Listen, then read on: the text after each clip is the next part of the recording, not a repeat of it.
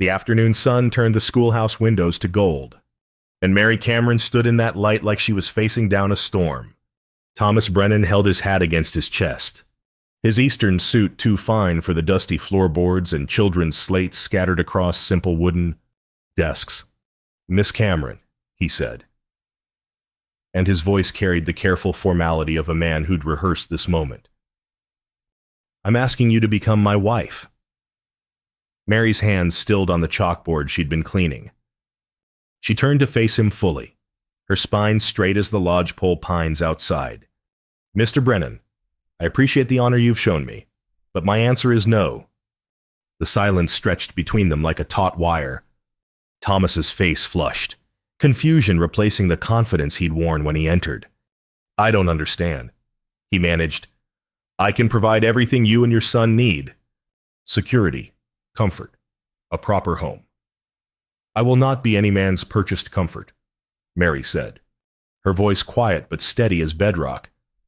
"I've built my life on my own merits, Mr. Brennan. I'll marry for love or not at all." The words hung in the dusty air. Thomas stared at her, seeing perhaps for the first time the pride that held her shoulders back, the determination that had kept her teaching when other widows had accepted charity or worse. His humiliation was visible, a flush creeping up his neck, but something else flickered in his eyes. "Respect, I see," he said slowly. He placed his hat on his head, adjusting it with hands that trembled slightly. "Forgive my presumption, Miss Cameron." He walked out without another word, his boots heavy on the wooden steps. Mary stood frozen until the sound of his horse faded into the valley's evening chorus of birdsong and wind, through grass. Only then did she release the breath she'd been holding. Her hands shook as she returned to the chalkboard, but she made herself finish cleaning it with steady strokes. Through the window, she could see 7-year-old Jamie playing under the old oak tree, building something from sticks and imagination. The roof above her head chose that moment to release 3 fat drops of water from this morning's rain. Mary looked up at the dark stain spreading across the board she'd patched herself last month. The patch was failing, and she had no money for proper repairs. "Pride don't fix roofs," she murmured to the empty room. But pride was all that had kept her standing after her husband died 3 years ago. Pride in the teaching position she'd fought the school board to win. Pride in the knowledge that she could look herself in the mirror each morning. Outside. Jamie's laughter rose clear and sweet. Mary pressed her palm against the window glass, still warm from the sun. She'd made her choice. She'd live with it, even if winter came hard and the roof kept leaking. Even if she'd just refused the one man in Henderson Valley who could have made their lives easy. The golden light faded to amber as sunset approached. Mary gathered her things and called for Jamie. They walked home together along the dusty road, her son chattering about the fort he'd built, while she wondered if she'd just made the worst mistake of her life. Thomas Brennan sat in his study that night, turning a glass of whiskey he had no intention of drinking. The house stretched around him. Too large, too quiet, too full of rooms no one ever entered. His foreman, old Jack Sullivan, knocked and entered without waiting for permission. That was their way after 15 years. "You look like hell," Jack observed, settling into the leather chair opposite. "She refused me." Jack's eyebrows rose. "The schoolteacher said she wouldn't be any man's purchased comfort."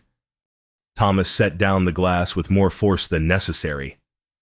"As if that's all I was offering. Wasn't it?" Jack's voice held no judgment, only curiosity. Thomas stood and paced to the window. Beyond the glass, his ranch stretched into darkness. Cattle, land, buildings, money. All of it built with his own hands and his father's legacy. And none of it worth a damn when he went to bed alone every night. "Eleanor's family only wanted the Brennan name," he said quietly. "Every woman since has eyed the house, the accounts, everything but the man standing in front of her." Jack was silent for a long moment. Then he said, "So what are you going to do about it?" The idea came fully formed, like it had been waiting in the shadows of his mind. Thomas turned from the window, something fierce and desperate kindling in his chest. I'm going to find out if anyone can see past the money. 3 days later, Thomas rode toward the Miller Ranch with nothing but a bedroll behind his saddle and work clothes that had seen genuine labor. He'd sent word ahead through Jack, a drifter named Tom Garrett, looking for harvest work. Good with horses. Willing to do whatever needed doing. Ben Miller hired him on the spot. Desperate for hands with autumn coming fast? Bunkhouse is that way, Ben said, pointing. Pays fair, food's decent, and we don't tolerate drinking or fighting. Understood, Thomas said, keeping his voice rougher than usual, letting his natural accent flatten into something more common. The bunkhouse sat on the property line between the Miller Ranch and the small parcel leased by the school district. Through the evening light, Thomas could see it, a simple one-room building with a bell mounted above the door. The schoolhouse, as he unsaddled his horse. Lamplight bloomed in those windows. Thomas paused, watching. A figure moved past the glass, slender and purposeful. Mary.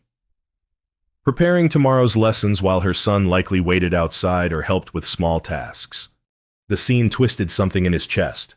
Not triumph that his plan was falling into place, but longing for that simple domestic peace.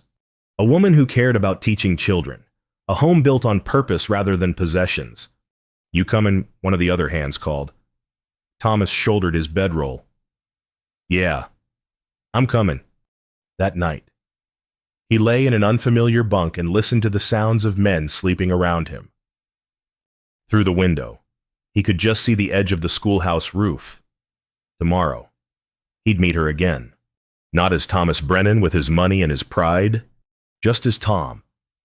A man with nothing but his hands and his hope. The deception already tasted bitter, but the need to know if someone could love him for himself tasted like water after years of drought. He'd take the bitter with the sweet. The storm came 3 days after Tom Garrett started work at the Miller Ranch. Mary heard the thunder building all afternoon while she taught the children their letters. By the time she dismissed them, the sky had gone the color of old bruises. Jamie helped her close the shutters while wind rattled the walls. Mama, the roof's gonna leak again. I know, honey. Mary checked the buckets she kept ready in the corner. We'll manage. They made it home before the rain hit, but Mary lay awake that night listening to water drum against their cabin roof. She thought about the schoolhouse, about the spreading stain she'd seen last week, about the children who needed a dry place to learn. By morning, the storm had blown itself out. Mary walked to the schoolhouse early, Jamie trailing behind collecting interesting stones. Her heart sank when she saw it. A section of roof near the chimney had torn completely loose. She could see daylight through the gap. Stay down here, she told Jamie. Then fetched the ladder from the shed. The climb made her hands sweat. She wasn't afraid of heights, but the ladder felt flimsy under her weight. At the top, she could see the full extent of the damage. 3 boards had come loose, and the tar paper underneath had ripped like old cloth. Mary wedged herself onto the roof and pulled the hammer and nails from her apron pocket. If she could just reattach the boards, it would hold until she could afford a proper carpenter. The sun climbed higher. Sweat trickled down her back. Below, Jamie's voice rose in some imaginary game involving his stones as soldiers. She didn't hear the horse approach until a man's voice said, Ma'am, that's dangerous work for anyone alone. Mary looked down. A cowboy sat easy in his saddle, hat tipped back to show a weathered face she didn't recognize. One of the Miller hands. Probably, though she made it a point not to know the ranch workers. They came and went like tumbleweeds. I can manage, she said, turning back to her hammering. Didn't say you couldn't. His voice held no condescension, just simple observation. Said it's dangerous. 2 sets of hands make safer work than one. Mary paused. Hammer raised. She should refuse. Should send him on his way and finish this herself, like she'd finished everything else since William died. But the roof was steep and the boards were heavy, and she could feel the ladder shifting every time she reached too far. I'd be grateful for the help, she admitted, the words scraping her throat. The cowboy dismounted and climbed up like he'd been born on roofs. He didn't talk much, just held boards steady while she nailed them down. His hands were calloused, competent, and he smelled like honest work leather and hay and sun-warmed cotton. Together they finished in half the time it would have taken her alone. "Should hold through winter if you're careful," he said as they descended. "But come spring, you'll want someone to replace those boards proper and check the whole structure." "I'll manage," Mary said again, though she had no idea how. Jamie appeared around the corner, eyes wide at the stranger. The cowboy crouched down to the boy's level. "You must be the teacher's son," he said. Friendly, but not presumptuous. "That's a fine fort you built there," Jamie beamed. "You can see it from up there. Had the best view in the valley." He ruffled Jamie's hair with an easy affection that made Mary's chest tighten. "William used to do that." The cowboy straightened and touched his hat brim to Mary. "I'm Tom Garrett, working at the Miller place through harvest. Mary Cameron." She hesitated. "Thank you for your help, Mr. Garrett." "Just Tom." He smiled, and it transformed his whole face from weathered to warm. "I'll come by tomorrow morning if you'd like. Finish the job proper. No charge, just neighborly." Mary should refuse, should maintain the distance she'd carefully built between herself and the world. But something in his eyes was kind without being pitying, respectful without being distant. "Tomorrow morning," she agreed. She watched him ride away, then stood in her doorway that night with her hand on the frame he'd steadied while she climbed down. The wood felt solid under her palm, for the first time in 3 years. She'd let someone help her, and the world hadn't ended. Tom came back the next morning just after dawn. Mary arrived to find smoke already rising from the schoolhouse chimney, the room warm for once when she opened the door. He was outside, gathering his tools. Thought the children might appreciate not freezing while they learned their letters. He said simply. It became a pattern. Tom would arrive early, start the fire, then find some small thing that needed fixing. The door that stuck in its frame, the loose board in the step, the woodpile that needed restacking to shed rain properly. Mary resisted at first. "Mr. Garrett, you don't need to—" "Tom," he corrected gently. "And I know I don't need to, but I'm here. And it needs doing. And seems foolish to let it go when I've got the time and the tools." He never lingered when the children arrived, never presumed on her time. Just touched his hat and rode off to his work at the Miller Ranch. But the third week, after he'd spent Sunday afternoon rebuilding the worst of the split-rail fence around the schoolyard, Mary invited him to share the simple meal she'd packed. They sat under the old oak tree while Jamie played nearby. Tom ate her bread and cheese like it was a feast, and asked about her teaching with genuine interest. "You're educated," Mary observed. Watching him discuss the importance of literature in forming young minds, more than most cowboys I've met, Tom's smile turned rueful. "Had opportunities some don't. Seemed wasteful not to use them. What brought you to Henderson Valley?" He was quiet for a moment, staring out at the mountains, looking for something real, I suppose. Place where a man's measured by his character, not his circumstances. Mary understood that. Hadn't she chosen the same thing when she refused Thomas Brennan's proposal? The Miller hands started, teasing Tom about his courting. Mary heard the whispers in town when she bought supplies. The schoolteacher and the drifter cowboy. Wasn't that just like her? Choosing poverty over comfort. She ignored them all, because on the fourth Sunday, when Tom offered to teach Jamie to ride, and she watched her son's face light up like sunrise, Mary realized something had shifted. She wasn't just letting him help anymore. She was letting him in. Tom was patient with Jamie, showing him how to sit the saddle, how to hold the reins gentle but firm. He never talked down to the boy, never made him feel small. And when Jamie fell nothing serious, just tumbled into the grass, Tom didn't rush to coddle him. "Happens to every rider sooner or later," he said, helping Jamie up. The question's whether you get back on. Jamie climbed back up without hesitation. Mary watched from the fence rail, seeing her son bloom under male attention he'd been missing, seeing the gentleness in Tom's weathered hands, seeing the easy smile that crinkled the corners of his eyes. "Your boy's got heart," Tom said later, walking them toward home as the sun set. "He gets it from his father." Mary surprised herself by saying it. She rarely spoke of William anymore. His father was a lucky man. Tom's voice was quiet, respectful. "Having people like you two to come home to. He died in a ranch accident 3 years ago." The words came easier than they had in a long time. Breaking a horse that didn't want breaking. Everyone said it was foolish, that he should have left it to younger men. But William never could walk away from something that needed doing. Tom nodded slowly.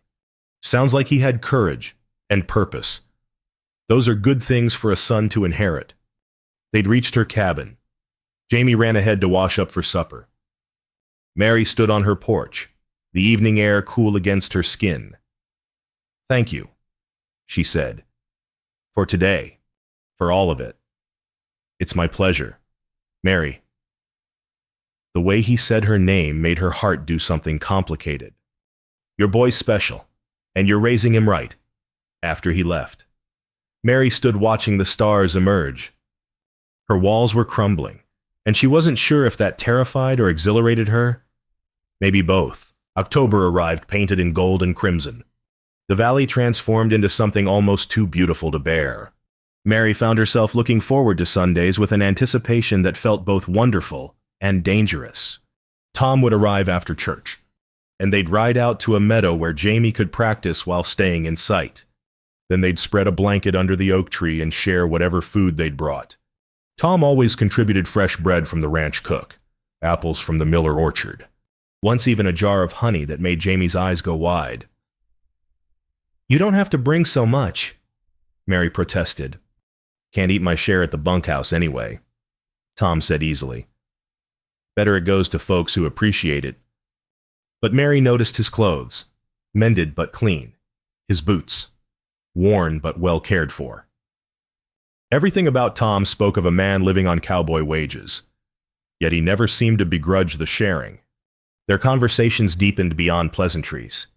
Tom asked about her teaching philosophy, listened intently when she talked about helping children see beyond the valley's limits. Mary found herself explaining things she'd never told anyone, her belief that education could transform lives, her determination to prove women could stand on their own merit. "You did more than prove it," Tom said one Sunday in mid-October. "You're living proof. Teaching those children, raising your son right, holding yourself with dignity even when folks judge. The town thinks I'm foolish."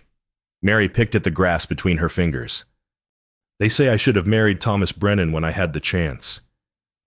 "What do you think?" Mary looked up, meeting his eyes. They were brown and steady and full of something that made her chest feel tight. "I think I'd rather have respect than comfort. I think I'd rather know someone chose me for myself than for what I could give them." She paused.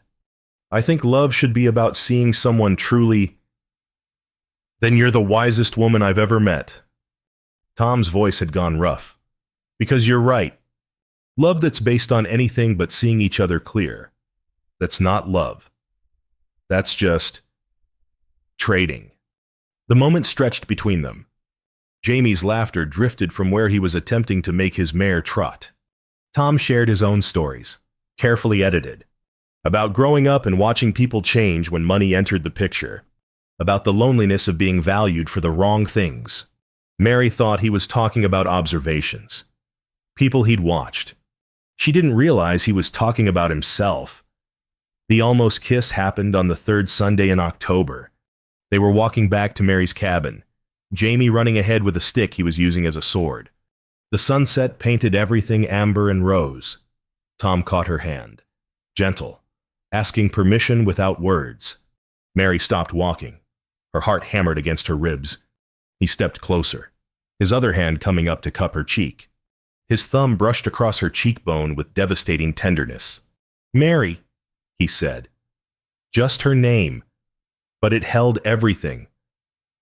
She could feel his breath on her lips, could see the question in his eyes, the hope and the fear tangled together. One more inch, and they'd cross a line she couldn't uncross. "I can't afford to be foolish," she whispered. Tom's hand trembled against her face, but he didn't pull away. Loving someone who sees you clearly isn't foolish. Mary. It's the bravest thing there is. The words nearly undid her. She wanted to close that final distance, wanted to know what his kiss tasted like, wanted it so badly her whole body ached. But fear held her frozen. Fear of needing someone. Fear of being wrong.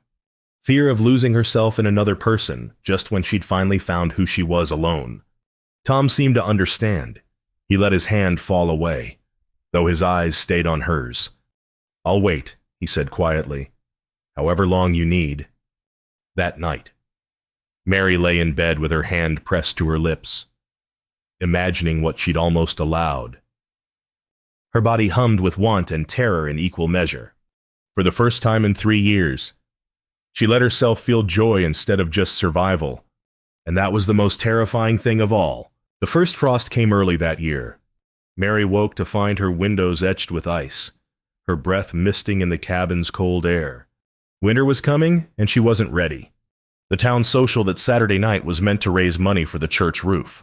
Mary hadn't wanted to go, but the school board expected her presence.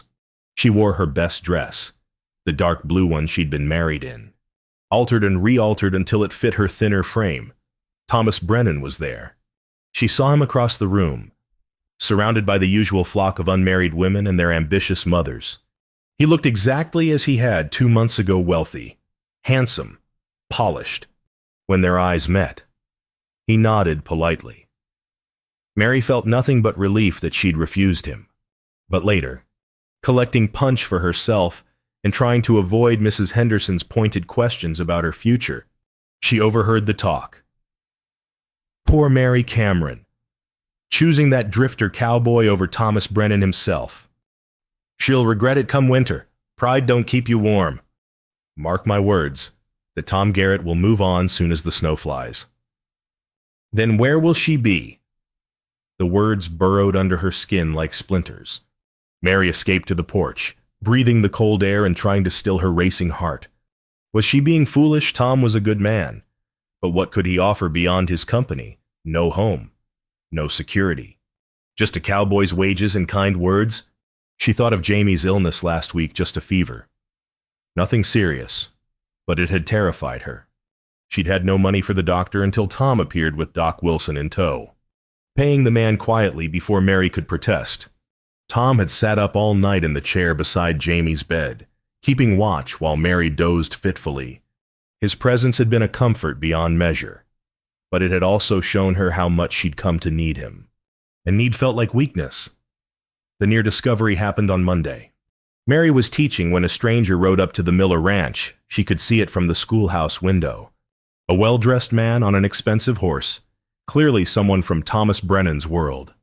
Through the afternoon, she watched Tom move around the barn, keeping out of sight. Watched him disappear into the bunkhouse whenever the stranger came near. Something about it felt wrong, secretive. That night, when Tom came to check on Jamie's recovery, Mary found herself pulling away. "Is something wrong?" Tom asked, concern creasing his forehead. "I'm just tired," Mary lied. But over the following days, she continued to withdraw, made excuses when he offered to help, kept their conversations brief and superficial, built her walls back up brick by careful brick. Tom didn't push, but she could see the hurt in his eyes, the confusion. The breaking point came when Mary's cabin window cracked in a cold snap. She tried to patch it with cloth, but the wind cut through like knives. Jamie shivered under every blanket they owned. Tom appeared the next morning with glass and putty, fixing it before she could protest. "You can't do this," Mary said, her voice sharper than she intended. "I can't keep accepting your help. Tom, it's not right." "Why not?" His voice was gentle but firm. "Because people will talk, because it makes you feel dependent, or because you're scared of what it means, all of it." The words burst out of her. I built my life on being independent, on not needing anyone. And now you're realizing that choosing to let someone help isn't the same as being helpless. Tom set down his tools, giving her his full attention. Partnership isn't weakness, Mary. But Mary couldn't hear it. The town's whispers, the approaching winter, Jamie's vulnerability, her own growing feelings, all of it crashed over her like a wave. I think you should stop coming around, she said quietly. The hurt that crossed Tom's face nearly broke her. But he nodded slowly. If that's what you want. It wasn't what she wanted, but it was what her fear demanded. Mary watched him ride away, then stood in her newly repaired cabin and wondered what she'd just done. The first snow fell on a Tuesday in early November. Mary watched it through her window, each flake a reminder of winter's approach and her own isolation. Jamie asked about Tom every day. Why doesn't he visit anymore? Mama, he's busy with ranch work. Honey, but he promised to teach me to canter. Mary had no answer for that.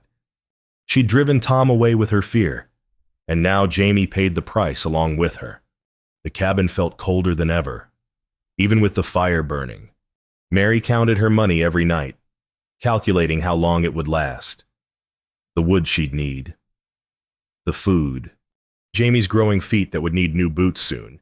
She'd been so proud of her independence. Now it felt like a prison. On Thursday night, unable to sleep, Mary sat wrapped in a quilt and faced the truth she'd been avoiding. She wasn't afraid of being poor. She was afraid of being wrong about Tom, of trusting him and discovering he wasn't who she thought. She was afraid of needing someone and finding them wanting. The knock at her door came just after sunset on Friday. Mary opened it to find Tom standing in the snow, hat in hand. I know you asked me to stay away, he said, but I need to say something, and then I'll go. Mary stepped back, letting him in. They stood in the firelight, snow melting from his shoulders. Are you afraid of being poor? Mary. Tom's voice was quiet but steady. Or afraid of being wrong? The question cut straight through every defense she'd built. I'm afraid of needing someone, she whispered, and discovering they're not who I thought they were. Tom nodded slowly, like he'd expected that answer. I understand that fear. I've had it myself, wondering if people saw me or just what they wanted from me. He took a careful step closer. But here's what I learned. You can protect yourself so well that you end up alone even in a crowded room. You can be so afraid of being fooled that you miss the real thing when it's standing right in front of you. How do you know the difference? Mary's voice broke. How do you know what's real? You trust. Tom's eyes held hers. You trust that you're smart enough to see clearly. You trust that the other person has earned your faith, and you trust yourself enough to be brave. He reached out, slow enough that she could pull away. When she didn't, he took her hand. I'm not asking you to need me, Mary. I'm asking you to choose me and let me choose you. That's partnership, not dependence. That's two people deciding they're stronger together than apart. Mary looked at their joined hands. His was rough from work, warm despite the cold outside. Honest hands that had fixed her roof, taught her son, held her face with tenderness. She thought of William, who she'd loved without fear, because she'd been young and didn't know better. She thought of Thomas Brennan, who'd wanted to purchase her comfort. And she thought of Tom, who'd proven himself through action rather than words, day after day. I've been letting pride masquerade as wisdom, she said slowly. I've been as calculating as any fortune hunter, just measuring different currency. Tom's thumb brushed across her knuckles. We all protect ourselves how we can. Hey, but I don't want to protect myself from you. The words felt like stepping off a cliff. I want to trust you. I want to choose you. Even though I'm just a cowboy with nothing to offer but myself. Mary looked up at him. Really looked. Saw the hope and fear in his eyes, the vulnerability he was showing her. The courage it took to stand here after she'd pushed him away. Especially then, she whispered. Tom smiled, and it transformed his whole face. Then I'm the luckiest man in the territory. They didn't kiss, not yet. But they stood together in the firelight, hands joined, choosing each other with full knowledge of the risk and the reward. Outside, snow continued to fall, but inside, Mary felt warm for the first time in years, not from the fire, from hope. The Miller Ranch harvest celebration happened on the last Saturday of November. The whole valley turned out for the tradition tables laden with food, fiddle music, children running wild between the barns. Tom had invited Mary and Jamie weeks ago, back before she'd pushed him away. Now, standing together again, the invitation felt like something more. A declaration. Maybe a step toward the future they were building. Mary wore her blue dress. Jamie wore his excitement like a coat 2 sizes too big. And Tom looked nervous. You all right? Mary asked as they walked toward the celebration sounds. Got something I need to tell you, Tom said. Been putting it off too long. Dread touched Mary's spine. What is it? Let's get Jamie settled first. Then we'll talk.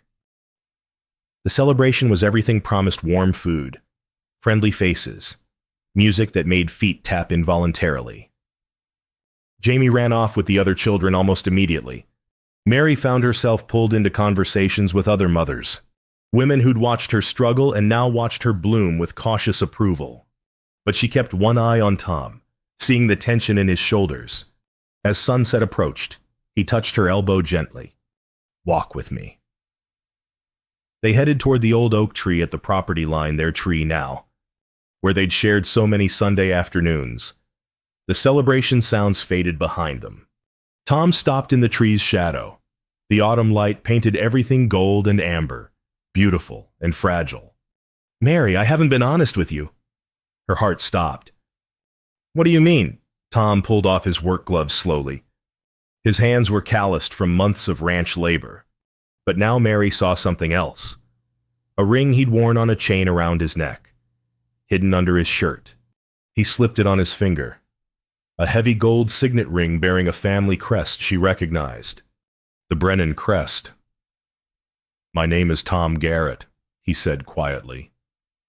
But it's also Thomas Brennan. The world tilted. Mary grabbed the tree trunk for support, her mind racing to catch up with what her eyes were seeing.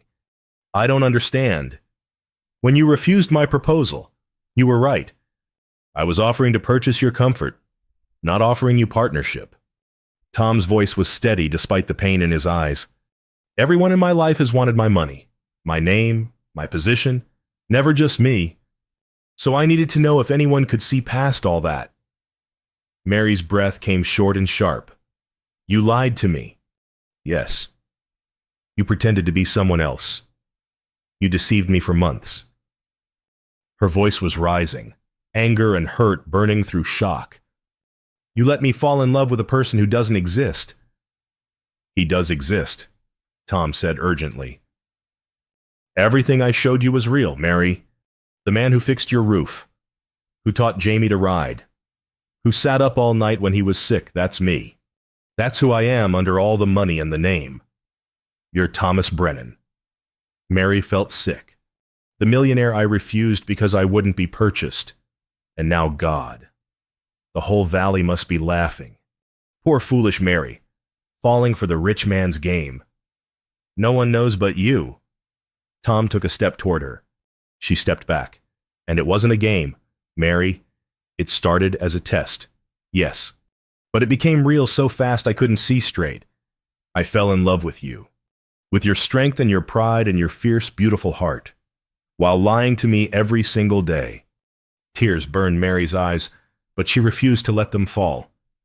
While I worried about winter and money and Jamie's future, you were playing at being poor.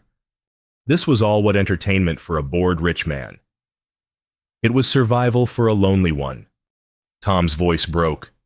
I needed to know if you could love me for who I am, not what I have. And who are you, Thomas? Mary's voice cut like winter wind. Because the man I loved was honest. The man I loved valued truth and partnership. That man doesn't lie for 3 months. Tom flinched like she'd struck him. You're right. I was wrong to deceive you. I should have trusted that you meant what you said. That you chose character over comfort. I should have had the courage to court you honestly from the start. Yes, you should have. Mary wrapped her arms around herself, holding the pieces of her heart together by force of will. But you didn't. You made the choice to lie. And now I can't trust anything between us was real. Everything was real. Tom said desperately, my respect for your teaching, my affection for Jamie, my love for you. The only lie was my name, Mary. Everything else was truth. Your name is who you are. You can't separate them like they don't matter. They stared at each other, across 3 feet that felt like 3 miles. The celebration sounds drifted through the evening air, incongruous and distant. Finally, Tom spoke, his voice barely above a whisper. You chose correctly, Mary. You rejected the millionaire who thought money could buy companionship. And you fell in love with the man who earned it through honest work and genuine respect. I just wish I'd trusted that from the beginning. He turned to walk away. Mary watched him go, her whole body shaking with fury and grief and something else she couldn't name. He'd lied to her. But had he lied about what mattered? The question followed her into the darkness as she gathered Jamie and went home, leaving Thomas Brennan standing alone under the oak tree that had witnessed their truth and his deception in equal measure. Mary didn't sleep that night. She lay in bed, watching shadows move across the ceiling, turning everything over in her mind. Thomas Brennan had deceived her. That fact sat heavy and undeniable in her chest. But Tom Garrett had shown her his true heart. The question was, were they the same man Jamie asked about Tom the next morning, all through the next day, and the day after that? Did we make him mad? Mama, why won't he come back? It's complicated, honey. But he promised to teach me to canter. He promised. That was what finally broke through Mary's anger. Tom Thomas, whoever he was. He'd made promises to a 7-year-old boy and kept every single one. He'd shown up day after day, done the work, earned the trust, until the work was revealing himself. On Tuesday morning, Mary left Jamie with Mrs. Henderson and rode to the Miller Ranch. The foreman told her Tom Garrett had given notice, would be leaving by week's end. Panic seized her chest. Where is he now? Bunkhouse, packing his things. Mary found him surrounded by the simple possessions of a working cowboy, worn clothes, a bedroll, tools he'd used to fix her roof, her door, her life. He looked up when she entered, hope and resignation warring in his eyes. I'm still angry, Mary said without preamble. You have every right to be. You lied to me for 3 months. You watched me worry about money while sitting on a fortune. You let me feel ashamed of choosing poverty. I know. Tom set down the shirt he'd been folding. There's no excuse for it. I was wrong. Yes, you were. Mary stepped further into the room. But I was wrong too. That surprised him. How? I told myself I could only trust poverty. That comfort corrupts and wealth changes people. I was so afraid of being valued for the wrong things that I couldn't see when someone valued me for the right ones. She took a shaky breath. You were wrong to lie, Thomas. But the man who courted me, the man who fixed my roof and taught my son and saw my worth, that man was real. He was, Tom said quietly. He is. Tom Garrett isn't a disguise. Mary, he's who I am when I'm stripped of everything except my character. He's who I wanted you to see. I did see him. Mary's anger was still there, but something else was there too. Understanding. Maybe. Or just exhaustion from fighting what her heart already knew. I fell in love with him. With you. Past tense. The hope in his voice was fragile as first ice. Present tense. Mary corrected. I'm furious with you. I don't know if I can trust you completely again, but I love you. Tom and Thomas both. Because they're the same person, aren't they? They are. Tom crossed the space between them slowly, giving her room to retreat. I'm a man who inherited money but learned its cost, who values honest work because I've done it, who wanted to know if someone could see past the surface to the person underneath. I did see you, Mary whispered, but you have to see that the deception hurt me. Not because you have money, but because you didn't trust me with the truth. I see it. Tom stopped just within reach, and I'm sorry. I'll spend the rest of my life proving you can trust me, if you'll let me. Mary looked at him, really looked, saw the wealthy man and the working cowboy, the loneliness that had driven him to desperate measures, and the love that had made him want to be worthy of hers. Jamie asked if we made you mad. She said, he's heartbroken that you left. I never wanted to hurt him. Pain crossed Tom's face. Or you. Then don't leave. The words came out stronger than Mary felt. Stay. Court me properly this time. As yourself, all of yourself. Let me learn who Thomas Brennan is when he's not pretending. And if he's not who you want, then we'll know. Mary managed a smile, small but real. But I think he might be exactly who I chose, just with better boots. Tom laughed, the sound breaking tension like sun through clouds. Better boots and a roof that doesn't leak. The roof never mattered, Mary said. It was always about the man doing the fixing. They stood together in the dusty bunkhouse, not quite touching but closer than they'd been since the revelation. Outside, the November wind rattled the walls.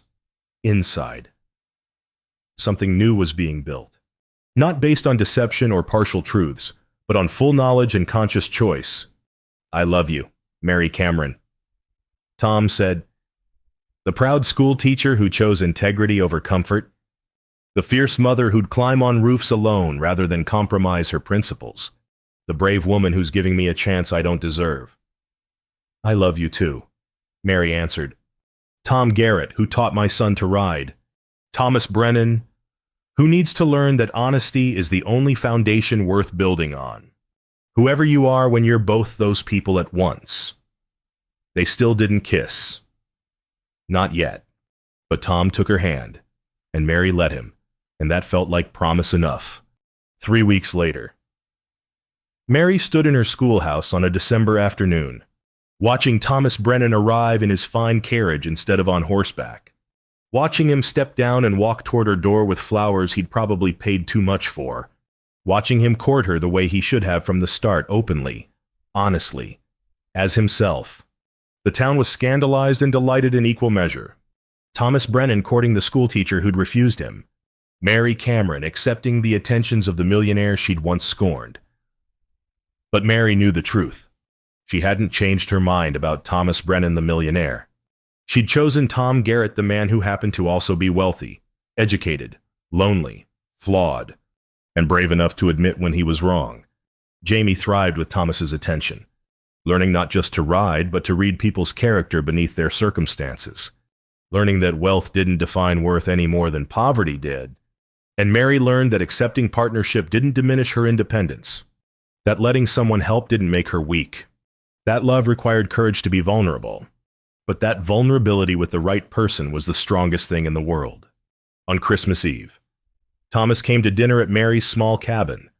They sat around her modest table, Mary, Jamie, and the man who was learning to be both Tom and Thomas, neither and both, through the window.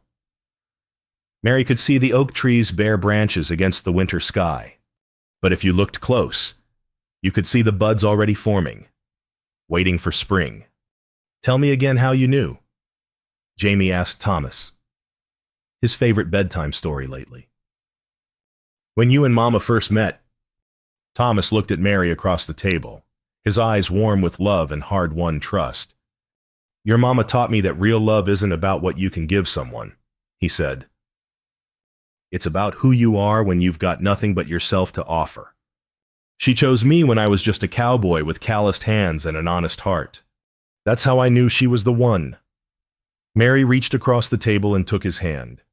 And I knew he was the one when he proved that the cowboy and the millionaire were the same person. When he showed me that who you are matters more than what you have. Jamie nodded sagely, then ran off to play with the wooden horse Thomas had carved him. In the lamplight, Mary and Thomas sat together, hands joined, outside. Snow began to fall, soft and steady. Inside, the fire burned warm. She'd been right to refuse the millionaire's proposal all those months ago, and she'd been right to accept the ranch hand's love. They were the same man, but only one version had been true enough to trust. Only one version had shown her his real heart. That was the man she'd chosen, and would choose again, every morning for the rest of her life. Through the window, the oak tree stood witness, bare branches, winter's sleep, and underneath, invisible but certain, the promise of spring.